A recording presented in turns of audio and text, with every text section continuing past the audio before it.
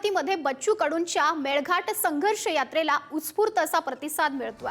आज संघर्ष यात्रेचा चौथा दिवस आहे। बच्चू कडू यांचा आजपर्यंत 150 किलोमीटर पायदळ प्रवास झालेला आहे। मेळघाटामधील मूलभूत सुविधांसाठी बच्चू कडू हे आक्रमक झालेले आहेत। त्यांच्या या यात्रेचा आजचा चौथा दिवस आहे।